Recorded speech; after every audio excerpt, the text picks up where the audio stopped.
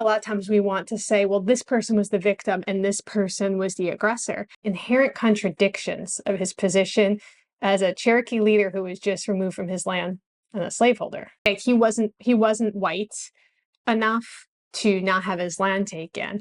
He had enough power at the time to have over 200 enslaved people. Questioning the boxes that we have been presented with is a good start. I'm Danielle Romero, and thank you so much for joining me again on my channel where I delve into hidden history and what does it mean to be an American. I want to share just an absolutely fascinating story I found about a Cherokee leader who was a successful businessman, a planter, even a slave owner.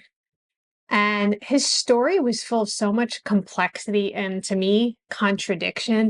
Joseph Vann was born in Spring Place, Georgia. His parents were James Vann and Nanny Brown, who were both Cherokee with European ancestry. And that's a really important part of this story. So just keep that in the back of your mind.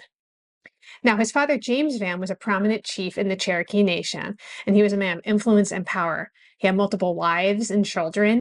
Now, Joseph's lineage traced back to his paternal grandparents, Joseph Vann, who was a white Scottish trader, and Mary Christiana, a Cherokee woman. Tragedy struck at a young age for Joseph when, at the age of 11, he actually witnessed his father get murdered. Despite this tragedy, Joseph went on to become just a really successful businessman and a prominent figure.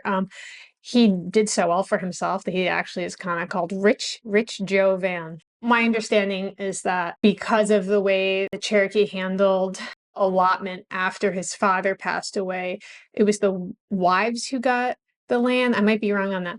But then as he became older, in due course, he ended up inheriting a lot of his father's wealth and legacy, which included a vast inheritance of 2,000 acres of land, trading posts, river ferries, and the magnificent Vann house. Furthermore, Joseph was entrusted with his father's substantial fortune, which was at that time, $200,000 in gold. So one, there was a discovery of gold in the mountains of North Georgia, and it sparked this desire for the white Georgians to seize Cherokee land. Now, Georgia had relinquished its claim to Western lands, and they demanded the removal of the Cherokee people to facilitate this exploitation of the gold reserves. Their demands found a sympathetic ear in President Andrew Jackson, who endorsed the removal of the Cherokees and other groups from their ancestral lands. As white settlers started encroaching on the Cherokee territory, Joseph Vann's lavish estate became entangled in just like crazy land disputes.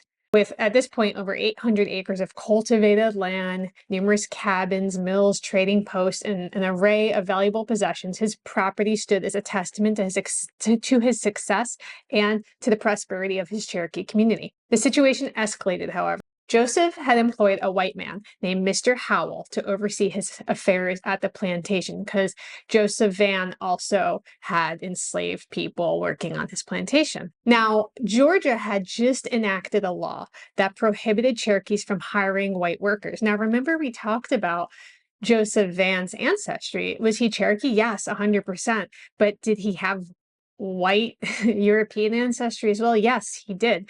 And so it was really fascinating to me to see how this story started to play out. Exploiting this technicality, the state's agent, Mr. Bishop, accused Joseph Vann of violating this new law, leading to a confrontation that took place at Joseph Vann's house. In 1834, the Georgia Guard evicted Joseph Vann and his family from his own property under this pretext that he had broken a state law. When we're talking about Joseph Vann's complex ancestry, he doesn't fit neatly into a box. I mean, even his last name shows his multi-ethnic heritage. And so it's interesting how the law can be manipulated and a blind eye can be turned to the fullness of someone's heritage when it is convenient, right? When people are greedy and they want to take things away from others, they will manipulate and exploit these differences between us. So the Vann family fled and they never returned to Georgia.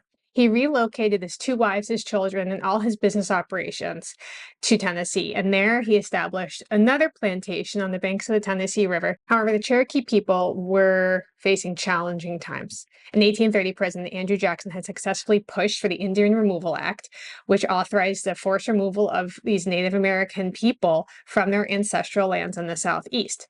And the act aimed to clear the way for European American planters to develop the region. Looking at Joseph Vann, this is not a man who is living so differently from these very people who were coming in and wanting to take his land, but it didn't matter.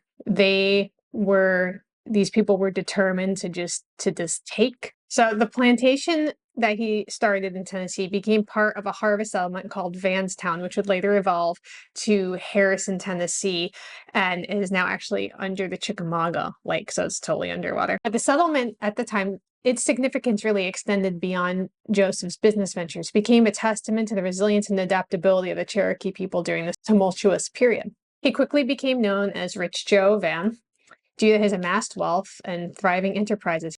This was a Renaissance man. Like, he was at the forefront of all of these changes in spite of having his home forcibly taken from him, right, under kind of a ridiculous pretext. However, as the implementation of the Indian Removal Act progressed, Joseph Vann foresaw the inevitable fate of his people. Recognizing that they really had no choice but to comply with the government's policy, he made the difficult decision to move with several hundred other Cherokee to Indian Territory in 1837. Leading his family and a contingent of other Cherokee and their African-American slaves, including 200 of his own, finally arriving at Weber's Falls, situated at the falls of the Arkansas River in Indian Territory. In this new land, Joseph Vann's entrepreneurial spirit once again took flight. He set about developing a plantation. He directed his enslaved people to construct a replica of his lost Georgia mansion, a symbol of his enduring connection to his ancestral roots. The plantation thrived thanks to the fertile soil and the labor of his enslaved workforce. Yet amidst this backdrop of prosperity, a dark episode marred Joseph Vann's legacy. In 1842, a group of 20 to 25 enslaved people that belonged to him, Lewis Ross and some other wealthy Cherokee individuals, staged a daring revolt at Weber's Falls. Armed with guns and horses, they aimed to escape the confines of Indian Territory and seek freedom in Mexico.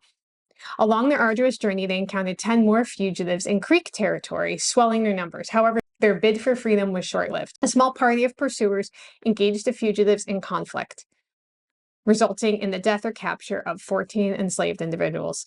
The remaining fugitives pressed on, determined to reach their desired destination down south.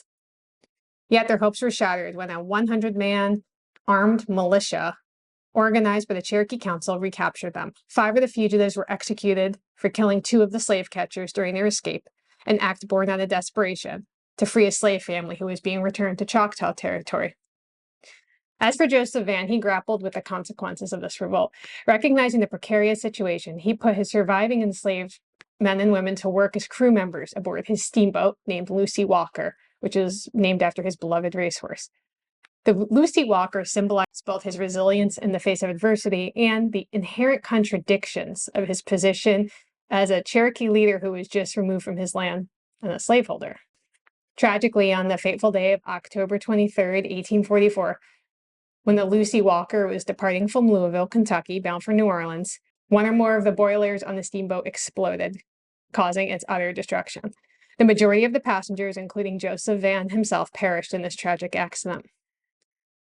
His life, I feel like, just embodies this complexity of not only the time, but I think a complexity of the American story. You know, you have this era marked with the collision of Native American and European cultures, the forced removal, the deep contradictions that somehow arise from living between these two worlds.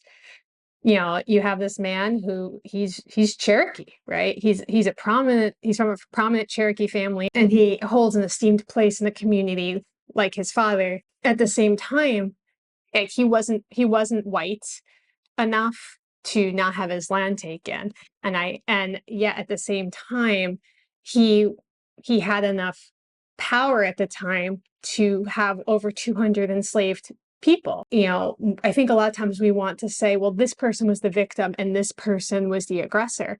I don't think a lot of history is like that. I mean, I think sometimes it is clear cut, but a lot of times I think people can be a little bit of both. This complexity and nuance that we find in our history. And I think until we can embrace the complexity and nuance, we aren't really going to know the story of our neighbors fully. Just totally shocked me to find out about this, prominent Cherokee man, very identifiable European roots, who ends up losing everything because he was a Indian who had hired a white man. Yet at the same time, he's got 200 slaves working for him. History is complex, and we may not come out on the other side with all these answers, but I think even questioning the boxes that we have been presented with is a good start.